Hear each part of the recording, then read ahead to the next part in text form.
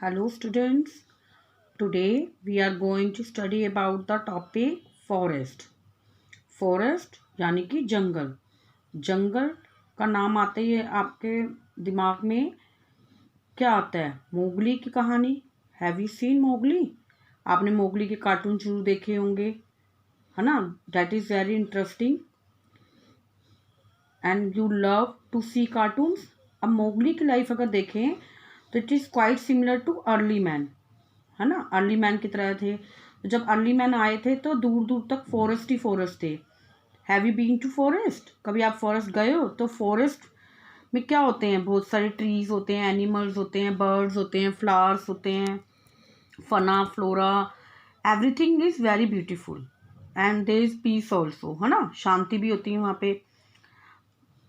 ठीक है, तो अब in this chapter we are going through conservation of forest, what is forest, benefit of forest, effects of deforestation, what is deforestation, ठीक है, and forest conservation. Okay, and what is forest now?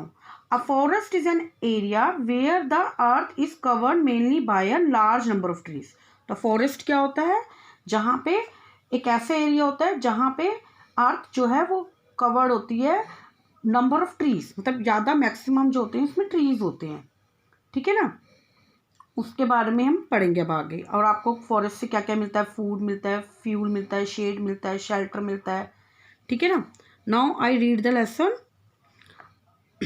A forest is a large area of land covered with trees and woody vegetation. तो forest ऐसा area है land का जिसमें कि trees होते हैं, वुडी वेजिटेशन होते हैं, मतलब कि लकड़ियों के वनस्पति होती है। वेजिटेशन मतलब होता है वनस्पति। मैनी स्पेसिस ऑफ प्लांट्स, मतलब काफ़ी प्रकार के प्लांट्स होते हैं, ट्रीज होते हैं, एनिमल्स होते हैं, animal products are supported by the forest. तो वो फॉरेस्ट से ही हमें मिलते हैं। ठीक है ना? The forest are of great importance. Forest का बहुत इंपॉर्टेंस है हमारी लाइफ में। इंपॉर्टेंट मतलब मुख्य रूप से माने जाते हैं, महत्वपूर्ण है। As they form a very crucial part of ecosystem, क्योंकि वो बहुत बड़ा पार्ट निभाते हैं, क्रूशियल पार्ट निभाते हैं, मतलब इम्पोर्टेंट पार्ट निभाते हैं इकोसिस्टम का। इकोसिस्टम को बैलेंस बना के रखते हैं, क्योंकि जो प्लांट्स होते हैं वो purify the air, they purify air, they help in checking the global warming. ठीक है ना? They prevent floods. वो तो ये इकोसिस्टम का बैलेंस बना के रखते हैं। ठीक है ना? 30% of world land is covered with forest. 30% जो हमारी लैंड है वो फॉरेस्ट से कवर है। Human are also very much dependent upon forest. जो ह्यूमन्स हैं, मानव जो है वो भी बहुत डिपेंडेंट है। डिपेंडेंट मतलब निर्भर है फॉरेस्ट के ऊपर। And some people also live in the forest. और कुछ लोग भी फॉरेस्ट में रहते हैं। और जो है एनिमल्स का हैबिटेट है फॉरेस्ट। ठीक है ना? जो वाइल्ड एनिमल्स हैं वो भी फॉरेस्ट में रहते हैं। People who live in the forest are called tribal people और आदिवासी। जो लोग फॉरेस्ट में रहते हैं उनको ट्राइबल पीपल बोलते हैं या आदिवासी बोलते हैं। ठीक है ना? Their life style, food habits और द मीन्स ऑफ देयर लिवहुड। उनका लाइफ स्टाइल मतलब उनका रहने का तरीका, उनकी खाने की हैबिट्स, आदतें और जो उनका जीने का जो तरीका है, साधन है, very much depend upon the forest and forest product. मतलब वो फॉरेस्ट पे डिपेंड है उनका लाइफस्टाइल, उनकी जो आजीविका है, और फॉरेस्ट प्रोडक्ट्स के ऊपर, फॉरेस्ट से जो प्रोडक्ट मिलते हैं, पदार्थ मिलते हैं, उन पे डिपेंड है। ठीक है ना? अब benefits of forest, as you know about it, हम थोड़ा सा और पढ़ेंगे। जैसे कि मैंने आपको बताया कि दे प्योरीफाई एयर। ठीक है ना? बेनिफिट्स ऑफ फॉरेस्ट पढ़ेंगे। Forest are beneficial in number of ways. Forest जो है वो बेनिफिशियल है काफ़ी तरीकों से। सम ऑफ बेनिफिट्स आर, उनके क्या क्या लाभ है, बेनिफिट्स मतलब तो लाभ क्या क्या हैं वो बताएंगे। They are home to millions of animal, वो हैबिटेट है मिलियंस ऑफ एनिमल का। जितने भी वाइल्ड एनिमल्स हैं वो फॉरेस्ट में रहते हैं। They are of great economic importance, उनसे हमें काफ़ी चीज़ें मिलती भी हैं जिससे कि फ़ायदा होता है। ठीक है ना? लाइक वुड, टिम्बर का जो भी काम है वो फॉरेस्ट से मिलता है हमें। ठीक है? They help in controlling climate, वो क्लाइमेट को कंट्रोल करने के लिए हेल्प करते हैं। एंड एटमॉस्फेरिक प्योरिफिकेशन, और मैंने जैसे बताया कि दे प्योरीफाई द एयर, तो एटमॉस्फेयर मतलब वातावरण को प्योरिफिकेशन बनाते हैं, शुद्ध बनाते हैं। ठीक है ना? क्योंकि जो प्लांट्स होते हैं वो ऑक्सीजन देते हैं और कार्बन डाइऑक्साइड ऑब्जर्व करते हैं। ठीक है। तो वो बैलेंस बना के रखते हैं नेचर के अंदर, ठीक है ना, और क्लाइमेट को कंट्रोल करके रखते हैं, मतलब उनका टेम्परेचर जो है वो ज़्यादा बढ़ने नहीं देते हैं, ठीक है ना। They give out oxygen for breathing, वो हमें ऑक्सीजन देते हैं ब्रीथिंग के लिए। दे इंड्यूस रेनफॉल, वो रेनफॉल को बढ़ावा देते हैं, ठीक है ना, कि रेनफॉल हो, बड़े रेनफॉल आए, मतलब बारिश आए। They are house to human being too, वो ह्यूमन बींग का भी एक तरह से हाउस है, ठीक है। जो ट्राइबल्स वगैरह हैं और आदिवासी हैं वो वहाँ पे रहते हैं। दे मेंटेन द इकोलॉजिकल बैलेंस, जैसे मैंने आपको पहले ऊपर बताया कि इकोलॉजी बैलेंस बना के रखते हैं, रेनफॉल करते हैं और ऑक्सीजन्स देते हैं हमें, ठीक है ना। दे कंट्रोल सॉइल इरोजन, वो कंट्रोल करते हैं सॉइल इरोजन। सॉइल इरोजन मतलब मिट्टी को मतलब बंजर नहीं बनाते हैं, मतलब कि जो फॉरेस्ट होते हैं वो बाइंड करके रखते हैं मिट्टी को, ठीक है ना। तो सॉइल इरोजन नहीं करते, सॉइल इरोजन मतलब होता है मृदा अपरदन नहीं करते हैं, ठीक है ना। They provide us with numbers forest product, वो हमें बहुत सारे नंबरस फॉरेस्ट प्रोडक्ट जो हैं वो प्रोवाइड करते हैं। अब मोर टू नो में पढ़ेंगे हम। Over 20% of medicine we use organize from the rain forest plants, तो 25 जो मेडिसिन प्लांट्स जो हैं वो कहाँ से में मिलते हैं, रेन फॉरेस्ट प्लांट से मिलते हैं, ठीक है।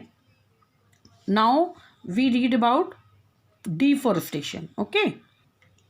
And deforestation, what is deforestation, मतलब फॉरेस्ट कटिंग, मतलब जो फॉरेस्ट को कटिंग करते हैं तो दैट इज कॉल्ड डिफॉरेस्टेशन, उसको डिफॉरेस्टेशन कहते हैं। Deforestation is the cutting of tree in large number, मतलब ज़्यादा संख्या में पेड़ों को काटना जो होता है वो डिफॉरेस्टेशन कहलाता है, ठीक है। This activity converts the land into a non forest use, तो ये जो एक्टिविटी है ये लैंड को ऐसे कन्वर्ट कर देती कि हम फॉरेस्ट का यूज़ नहीं कर सकते। It occurs for many reason, ये बाकी काफ़ी चीज़ों के कारणों से होती है। द नेचुरल रीज़न, जो नेचुरल रीज़न है that cause deforestation are forest fire, जैसे फॉरेस्ट में आग लगा दीजिए, फ्लड, फ्लड मतलब क्या होता है, बाढ़ आ जाती है ना, ड्रोट, ड्रोट मतलब सूखा पड़ जाता है एक्सेट्रा, ठीक है ना। ये कारण है अगर हम डिफॉरेस्टेशन होता है, मतलब पेड़ों को अगर हम काटेंगे तो फॉरेस्ट में आग लग जाती है, फ्लड आ जाता है, फ्लड मतलब होता है बाढ़ आ जाती है, पानी याद आ जाता है, ड्रोट मतलब अकाल पड़ जाता है, ठीक है ना।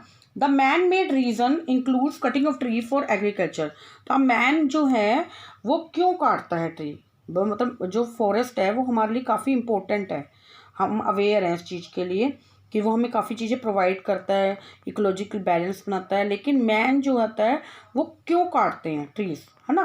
तो they cut the tree for agriculture, कृषि के लिए काटते हैं कि हम उधर खेती करेंगे, कमर्शियल पर्पज़ के लिए कि वहाँ पे हम अपनी फैक्ट्रीज वगैरह खोलेंगे, फॉर ह्यूमन सेटलमेंट, कुछ लोग सेटल होना चाहते हैं, रहना चाहते हैं वहाँ पे, इसलिए फॉरेस्ट को काटते हैं। अर्बनाइजेशन मतलब कि शहरीकरण बनाने के लिए, माइनिंग सेक्टर, माइनिंग मतलब क्या होता है आप, मैंने पहले बताया था लास्ट चैप्टर में, खुदाई करते हैं मतलब कि वहाँ से जो हैं वो निकले मिनरल्स वगैरह निकले, ठीक है ना। माइनिंग मतलब था खोदना, ठीक है ना। क्लाइमेट चेंज हो जाता है, ठीक है। Pest and disease are also becoming a great cause of forest over spoilage, तो क्लाइमेट चेंज हो जाता है, जैसे कि अगर फॉरेस्ट जो होते हैं वो हमारे लंग्स हैं एक तरह के, ठीक है ना, क्योंकि वो लैंड को ऑक्सीजन देते हैं फोटोसिंथेसिस के रूप में, ठीक है ना, और बैलेंस बना के रखते हैं। तो अगर फॉरेस्ट कट जाएंगे तो क्लाइमेट में चेंज आ जाएगा, ह्यूमन पॉपुलेशन जो है वो इंक्रीजिंग डे बाय डे बढ़ रही है और कार्बन डाइऑक्साइड भी बढ़ेगी। अगर हम ट्रीज़ को काटेंगे तो क्लाइमेट चेंज हो जाएगा, गर्म हो जाएगा क्लाइमेट, ठीक है ना। पेस्टिस मतलब क्या होते हैं, कीड़े मकोड़े, एंड डिजीज़ जो है बीमारियां ज़्यादा होंगी, are also becoming a great cause of forest cover spoilage, तो वो भी ग्रेट कॉज है फॉरेस्ट को बिगाड़ने में, ठीक है ना। अब हम मोर टू नो पढ़ेंगे। If the rate of deforestation continue the same way, अगर डिफॉरेस्टेशन जो है पेड़ों की कटाई ऐसे ही होती रही, अगर इसी तरीके से होती रही, इट इज़ एस्टिमेटेड, यह अनुमान लगाया जा रहा है, दैट विद इन 100 ईयर्स, 100 सालों के अंदर, there will be no rain forest, तो कोई भी रेन फॉरेस्ट नहीं होंगे, मतलब कि बारिश वगैरह नहीं होगी और रेन फॉरेस्ट बिल्कुल भी नहीं होंगे, ठीक है ना। अब इफेक्ट्स ऑफ डिफॉरेस्टेशन, इफेक्ट मतलब तक क्या प्रभाव पड़ते हैं डिफॉरेस्टेशन के, ठीक है ना। अब जैसे कि decrease in rainfall surrounding the areas, मतलब कि रेनफॉल जो है वो कम हो जाती है आसपास के एरियाज में। Increase the amount of carbon dioxide, carbon dioxide ज़्यादा मात्रा में बढ़ेगी। Atmosphere date can increase global warming, ठीक है ना। Decreasing level of ground water near by area, और जो ग्राउंड वाटर है वो भी डिक्रीज हो जाएगा, कम हो जाएगा। सोइल इरोजन हो जाएगी, ठीक है ना। तो सोइल इरोजन हो जाएगी, अगर बंजर हो जाएगी भूमि तो वो उससे क्या होगा, फ्लड्स आएंगे ज़्यादा। They can cause more floods, soil erosion can cause more floods, ज़्यादा फ्लड्स आएंगे। फ्लड्स मतलब होता है बाढ़ आएगी, ठीक है ना। Destruction of habitat of number of plants and animals, तो जो हैबिटेट हैं प्लांट्स की और एनिमल्स के वो भी तबाह हो जाएगा, ठीक है ना। तो हम इसमें वही चीज़ें पढ़ेंगे।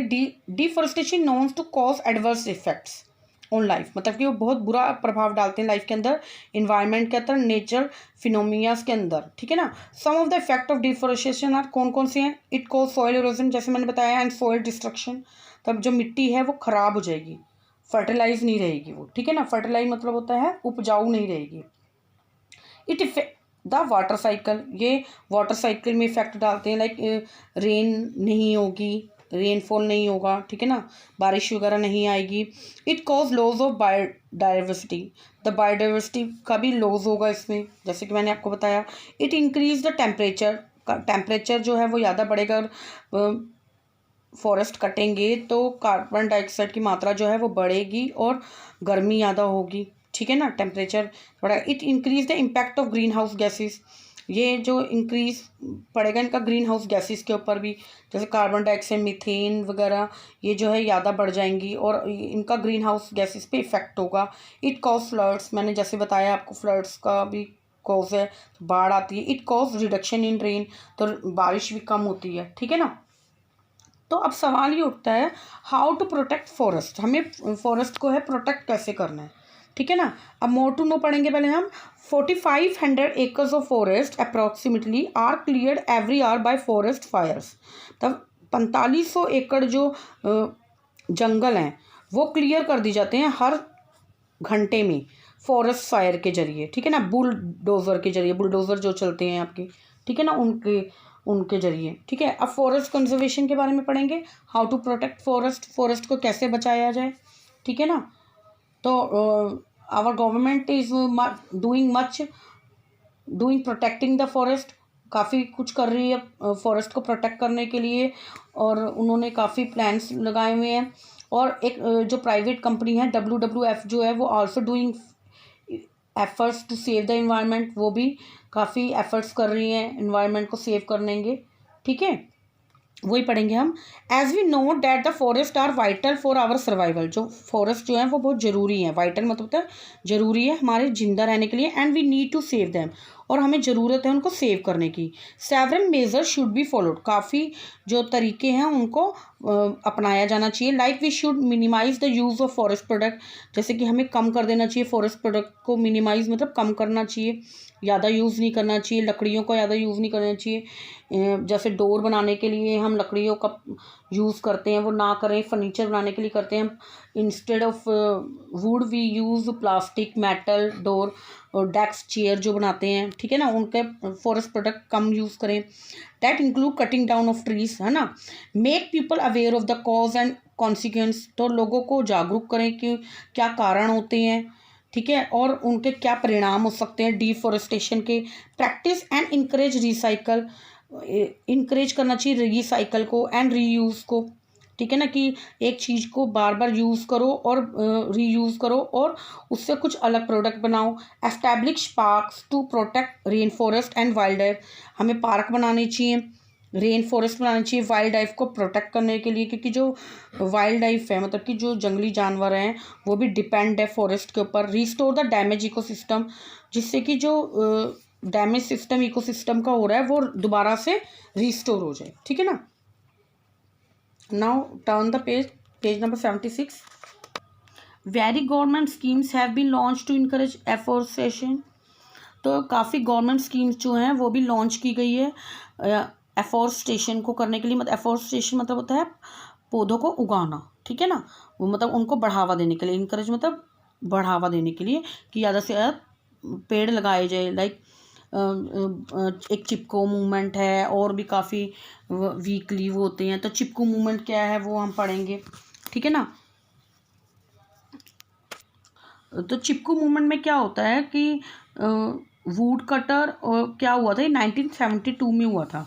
वुड कटर और जो कंट्रैक्टर होते हैं ना, दे केम टू कट फॉरेस्ट, वो फॉरेस्ट को काटने के लिए आते हैं।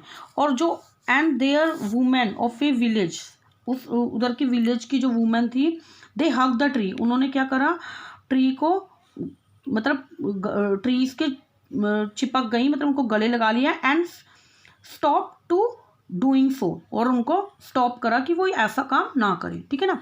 द चिपको मूवमेंट और चिपको आंदोलन was primarily a forest conservation movement that created awareness worldwide and encourage people to fight against deforestation. तो चिपको आंदोलन क्या था, ये एक फॉरेस्ट को कंजर्व करने के लिए था। फॉरेस्ट कंजर्व मतलब संरक्षण के लिए था, फॉरेस्ट को बचाने के लिए था, मूवमेंट था, आंदोलन था। डैट क्रिएटेड अवेयरनेस, जिसने की अवेयरनेस, जागरूकता क्रिएट की वर्ल्ड वाइज, पूरे संसार में, एंड इनकरेज पीपल, और पीपल को इनकरेज करा टू फाइट अगेंस्ट डिफॉरेस्टेशन, कि लोग लड़ें कि डिफॉरेस्टेशन ना हो, ठीक है ना, कटिंग पेड़ों की ना हो।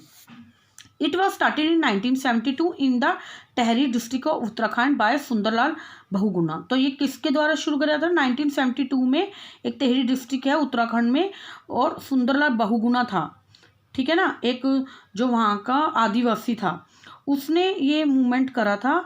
And environmentalist, this movement aim to save trees. तो इस आंदोलन का जो मुख्य उद्देश्य था, सेव ट्रीज था, फ्रॉम द कॉन्ट्रैक्टर्स, जो कॉन्ट्रैक्टर्स आए थे, who wanted to cut down trees, जो कट डाउन करना चाहते थे trees for their own benefit, अपने बेनिफिट्स के लिए। द लोकल डेवलपर्स, जो वहाँ के लोकल डेवलपर्स थे, जो वहाँ पे रहने वाले थे वहाँ के, हक द ट्रीज, उन्होंने ट्रीज को हक कर लिया, एंड सेव देम, ठीक है ना।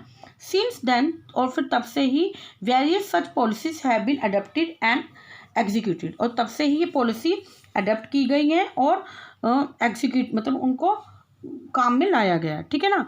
अब मोर टू नो पढ़ेंगे। ट्रॉपिकल रेन फॉरेस्ट कवर 6 से 7% ऑफ द अर्थ सरफेसिस। जो ट्रॉपिकल रेन फॉरेस्ट हैं वो 6 से 7% अर्थ के सरफेस को कवर करते हैं, but contain half of all the plants and animal species in the world, लेकिन आधा ही प्लांट्स और एनिमल स्पीसीज को वर्ल्ड में करते हैं, ठीक है। नाउ आपने इस चैप्टर में क्या क्या पढ़ा?